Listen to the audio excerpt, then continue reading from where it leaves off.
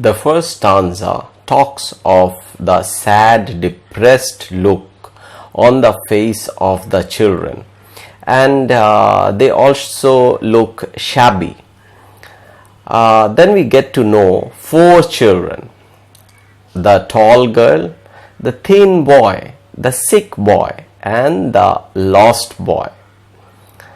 The tall girl is lanky, tall and thin, with burden of responsibility. The thin boy is skinny with hungry eyes, and the sick boy has inherited a disease from his parent. And the lost boy, ignored, is happy in his dreams. The poet talks about a primary school classroom in a slum.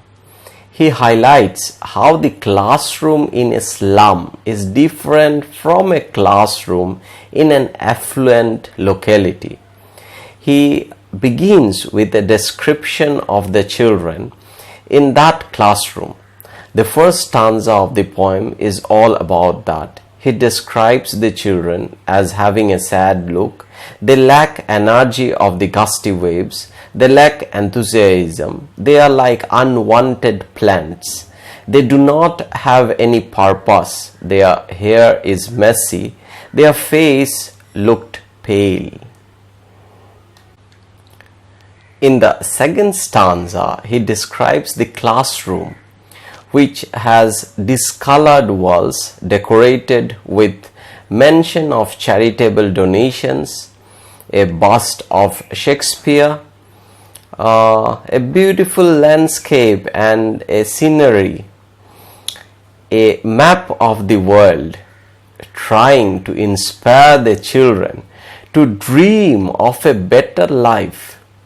But the dream of a better life is not their life, for their life is uncertain and lack opportunities. Their life is not connected to anything beautiful. The poet describes the decoration of the classroom. He begins with the color of the walls. The walls are discolored. It is faded cream colored or dirty yellow. Then he talks about Shakespeare's bust. There are beautiful sceneries on the wall. One is about a city at dawn. The other one is about a picturesque valley in Tyrol. He then points to a map. The map is a world map. The map invites the children to know different beautiful cities and landscapes. All these things inspire the children to think of a life which is opposite the life in the slum.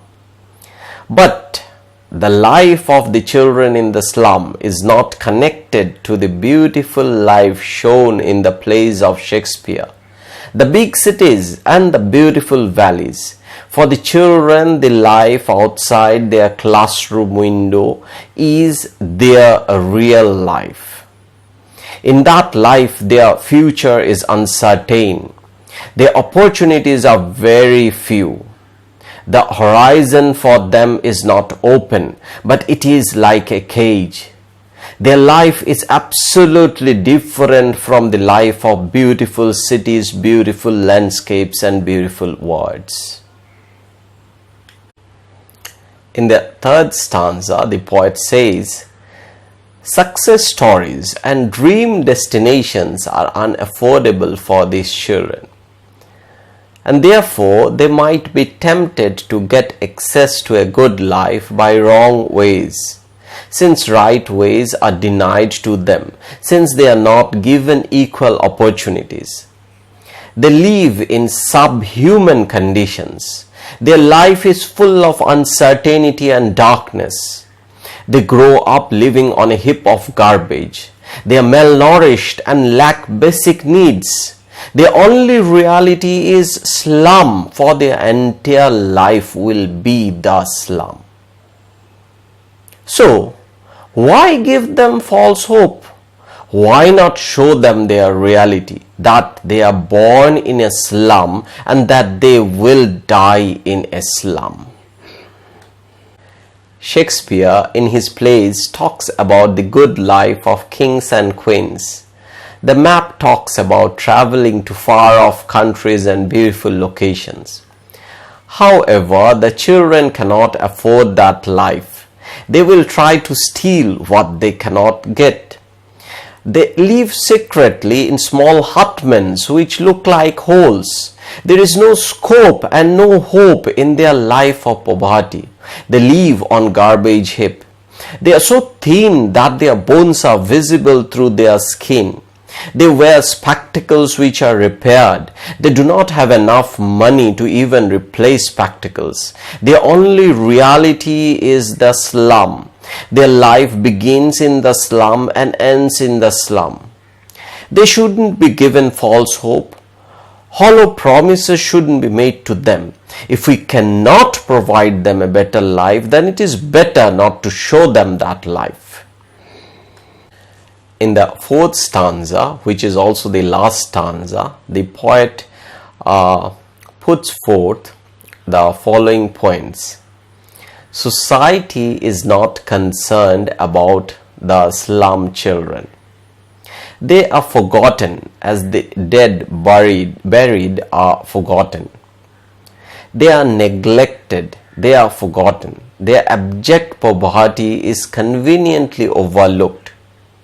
We must liberate these children from the slum, or one day they will bring down this system that supports the slum. Children must be shown beautiful landscape and given access to knowledge talking of peace and prosperity. History will remember us if we spread light in their darkness. The people having power and authority can bring a change in the life of the children of the slum. Without their support, these children are buried alive in the slum, which is like a catacomb. Society must give them justice and break the walls of inequality.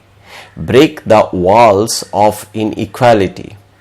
If it is not done, then one day these children will grow up to be adults, and these adults will bring down the unjust system. They will cause a revolution when their rights are denied. If we do not want that, then we must allow them access to beautiful places and provide them free knowledge. We must help them learn about peace and prosperity in a happy and beautiful environment. If we spread that light, then history will remember us. The poem has many difficult words, and the poem also has beautiful figures of speech. All these things are shared with you in the PDF.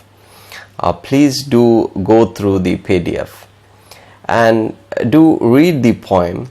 The poem has music. When you go through the poem, when you read the poem aloud, then you will become aware of that music, that rhyme, that rhythm, which adds exquisite beauty to this powerful poem, powerful commentary on modern times based on a gulf between the rich and the poor. Thank you and have a great day ahead.